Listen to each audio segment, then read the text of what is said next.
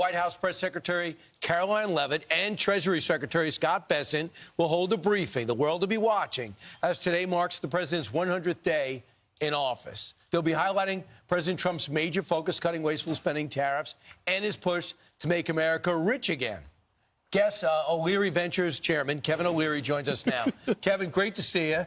Your thoughts? I know you've been a stalwart against China and the trade imbalance. You want this thing solved. But what else do you want to see done or mentioned today? Well, I've put the whole tariff thing into two baskets. The trading partners, which we've detailed in quite a bit lately. Everybody in the market wants to see one deal done, and I think India is the most interesting because it opens up the car market finally. There's been 110% tariffs on U.S. car product going into India for a long time. If we go to reciprocal 10% or zero, that opens it up, and because there's a lot of product we could sell in India, and we'd have a more balanced trade there. But the thing would be, it would signal to the market the deals are going to get done. And I predict the market would go up 1,000 points with an India signature whenever that happens. China, different story. It's not about tariffs. It's about IP theft, access to their legal system, trade disputes, the World Trade Organization. Their companies listed on New York Stock Exchange and NASDAQ are not compliant. I have to pay millions in compliance fees. They pay nothing. They're not compliant with GAAP. Why is that?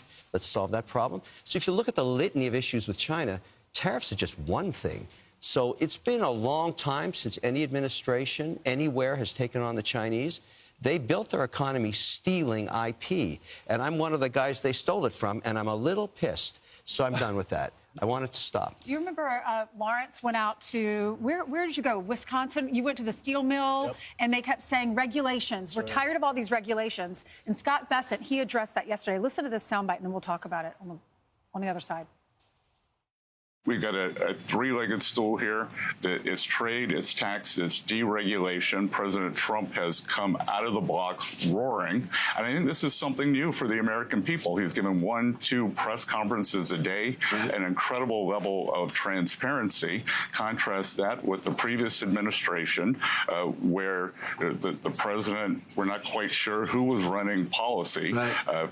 Likely not President Biden, and we are moving forward for the American people, and it's very, very exciting. We're going to continue to make the U.S. the best destination for capital in the world. So, Kevin, trade, tax, deregulation, those are the focus.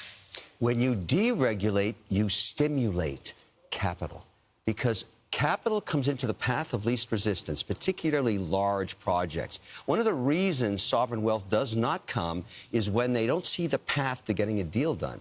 And so when you get a lot of red tape, particularly at the federal level, money just kind of stays away. So if you can erase the federal regulation, particularly on these large CapEx, job-creating projects, money will come. And, the United States of America still attracts more than 50% of every dollar invested worldwide. And that is the American dream. The number one job of the President of the United States is to protect the American dream, because the American dream is the number one export of America. It's not energy. It's not technology. It's the American dream. Which is the possibility you can do anything. Exactly. And so every president's mandate has to be, does this advance the American dream and keep us number one in terms of attracting capital? That's what Trump has to do right, and I think so far he's done a good job. We talk to Kevin all the time via satellite and other modes of communication, but it's your chance now to ask some questions. Kevin, right over there, Nina has a question for you. Go ahead. Nina. Hi, Kevin. I know the president's kind of putting the lean on the Fed chair to lower rates, interest rates. I'm a banker, and I know a lot of people don't like bankers, but what do you feel about that? Do you think you should keep doing that? I still see people borrowing money. We're still pushing first-time home buyers. They're still borrowing money. They're still buying houses. What do you think about that? So first of all, I forgive you for being a banker. Okay. All right? It's been a long career. It's been good to me. The market wants an independent Fed. Every administration, every executive office has always jawboned the Fed to lower rates. The fact that the Fed remains independent makes capital markets feel better about investing in treasuries in America. And so, I understand the pressure any Fed chair is under, but the reason capital comes here is because of that check and balance between the executive and the Fed. I don't want to see the Fed fired, and either does the market. Kevin, let's get Jennifer in real quickly before we go. Jennifer, hi, what's your Kevin. question Nice to for meet Kevin? you. I just have a question regarding tariffs. the income that we're receiving from the tariffs right now, how likely is it that they'll offset our federal income tax? Highly unlikely. You can't replace income tax with tariffs unless you're charging more than 20%. That's too much. It's inflationary. Tariffs are short-term weapons to rebalance trade. India is a great example. They've had 110% tariffs on automotive going into India, and now the Indians have come to the White House and said, okay, let's redo this. We'll work out a deal. And if we end up with 0 tariffs with India or 10% each way, that's a good thing. But tariffs in themselves will not solve the deficit because they just cause prices to go up. I think Trump knows that, but it's great short-term weaponry, and wow, is it ever working right now. The whole world keeps showing up at the White House. How would the market react if they announced the framework or a deal done with India?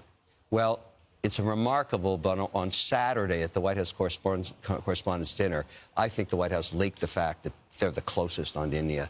And then you saw Bassett come right out Monday morning saying, watch this space. What he's saying is, we're getting close. If they pan a deal with India, that'll become the template for all the other countries. Boom, the market goes up. We all want to see that. It's time. No administration's ever tried to negotiate 60 trade deals at once. I mean, this is crazy chicken stuff. But if you're going to go for it, go for it. But get one deal done. You only need India, the EU, England, Switzerland, and you've got 70% of the trade right there. Yeah. And he's going to be at the podium at the White House in 1 hour. We'll see that live. Kevin, great job. Thanks so much. Thank you very much. I'm Steve Ducey. I'm Brian Kilmeade. And I'm Ainsley Earhart. And click here to subscribe to the Fox News YouTube page to catch our hottest interviews and most compelling analysis.